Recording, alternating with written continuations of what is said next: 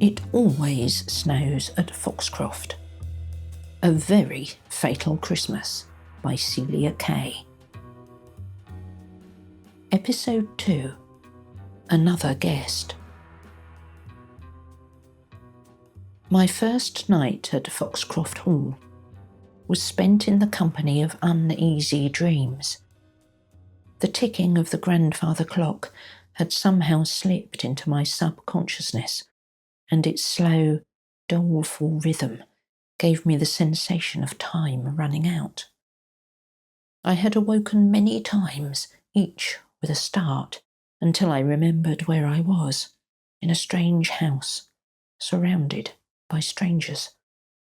But apart from the clock, all had been silent. That unique glimmering light of snow crept beneath the curtains, which breathed heavily as the wind fussed at the window with icy fingers. The snow had continued to fall overnight, was falling still, and the lawns were covered in a deep, spotless quilt. The frayed pale red ribbon which held the window catch shuddered at the merest sigh, and, unequal to its task, allowed the frozen air unhindered passage into the room. I flicked the switch for the bedside lamp. Nothing happened. The electrics, it seemed, were as aged and reliable as everything else. Shivering, I examined the dresses I'd brought with me. An unwarranted fit of optimism had led me to assume there would be central heating at Foxcroft Hall, and unfortunately none of my dresses were suitable for Arctic conditions. No doubt Beatrice Lawton and Minerva Audley had some très chic ensemble suitable for the weather, but all I had were the trousers I'd worn on the train. Oh, what did it matter if I wore trousers? I asked myself crossly. It's not as if I would ever see any of these people again.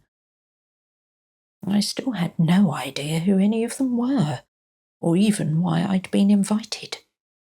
Dinner the night before had been distinctly cagey, as we all tried to prize information from beneath the polite conversation. Christmas at Foxcroft Hall, I decided, was either going to be a crashing bore or very interesting indeed.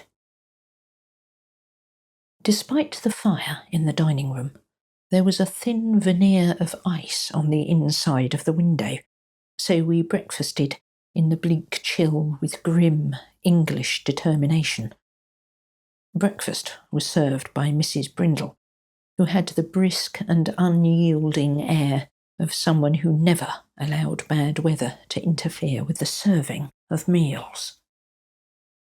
By mid-morning, the house had settled into that particular awkward hush of strangers thrown together who were still sizing one another up.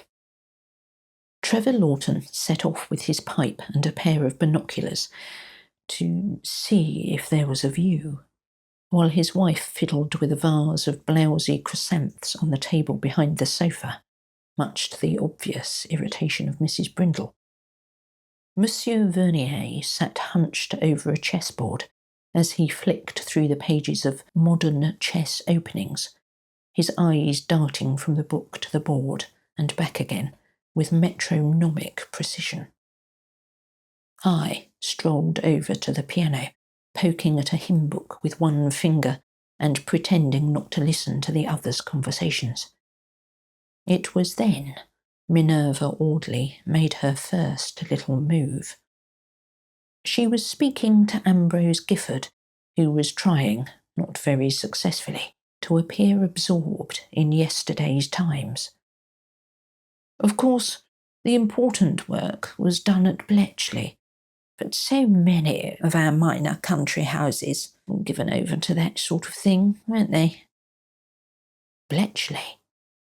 I held my breath as I waited for her to continue. I often think, she said with gentle insinuation, how very Interesting. It must have been to run one of those confidential places during the war. One hears whispers, of course, names, little tales. I dare say you could write a rather thrilling book, Mr. Gifford, though I'm sure you'd never breathe a word. So discreet, terribly loyal. Of course, I imagine one is still bound under the Official Secrets Act. Not that that sort of thing matters to some. So that was her game. She threw a smug, cat-like smile in my direction. There was the faintest pause, no more than a missed heartbeat, and I watched Gifford's thumb still against the newspaper's edge. He didn't look up, but the muscles around his mouth had tightened. Most of us, he said evenly, prefer to forget those days. Not everyone behaved at their best. She laughed, but said no more. I went up to my room not long afterwards and began a letter I knew I wouldn't send. Dearest Aunt, I wrote, I find myself down in Sussex under mysterious circumstances. Last week, I received an invitation out of the blue to spend Christmas at Foxcroft Hall. But having arrived, I get the distinct impression that nobody knows why I'm here. There is another guest here, called Minerva Audley. I laid down my pen and thought about her mention of Bletchley. There had been a time, not long ago, when I couldn't go into town without hearing a whispered, "That's her niece," or catching the sidelong glance of a woman in the greengrocer's. We had regularly appeared in the newspapers, not with fanfare, but with a kind of dreary inevitability. Woman convicted under Official Secrets Act, the headlines read, with that clumsy ambiguity they like so much. They never actually said what my aunt was supposed to have done, just hinted enough to make you imagine the worst.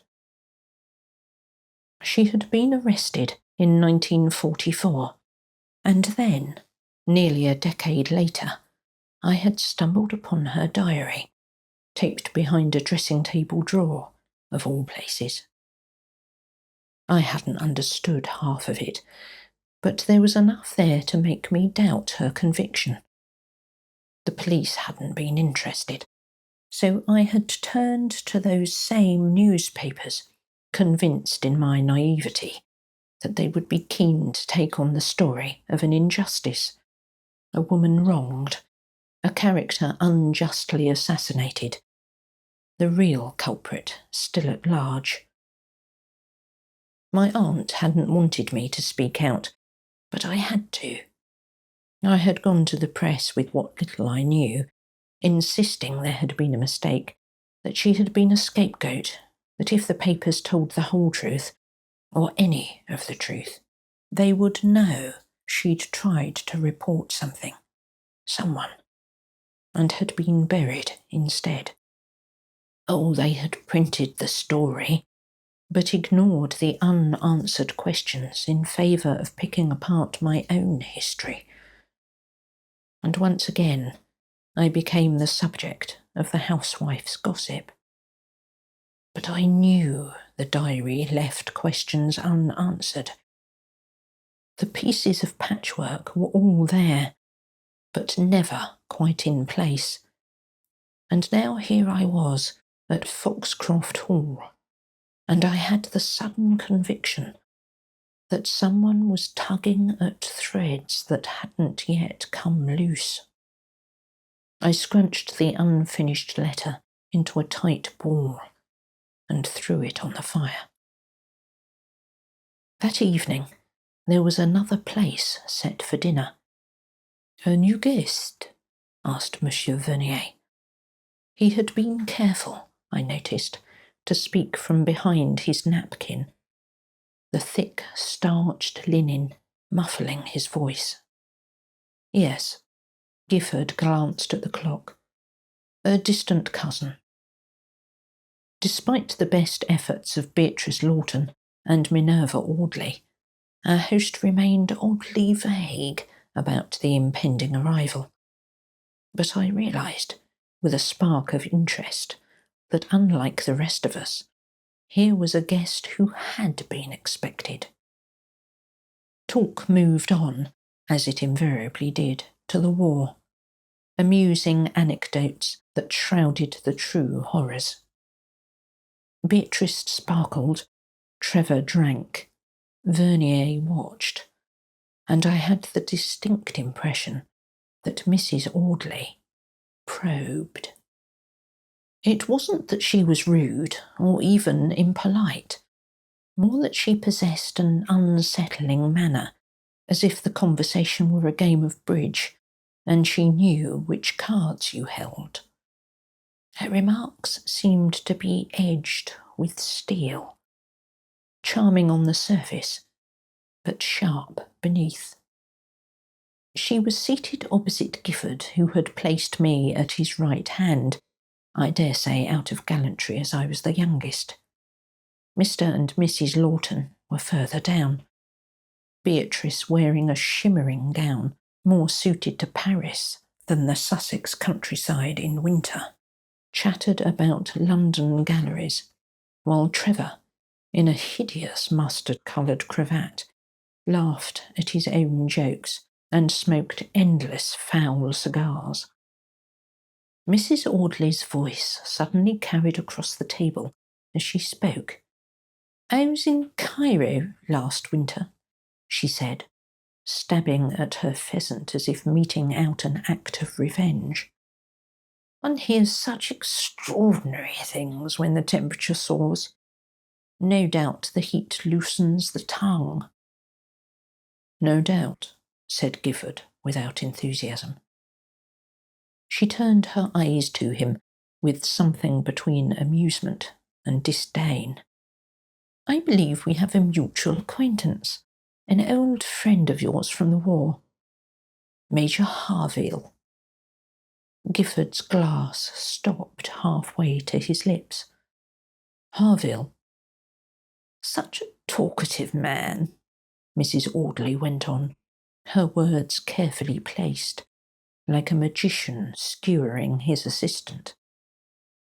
"I recall him saying the most curious things about a place called the Kit Kat Club. Perhaps you remember it?" "No," said Gifford firmly. "Name doesn't ring any bells." "Really?" Mrs. Audley's perfectly plucked left eyebrow raised itself another half-inch. "He seemed so sure. Perhaps it's just as well, considering the things he was saying."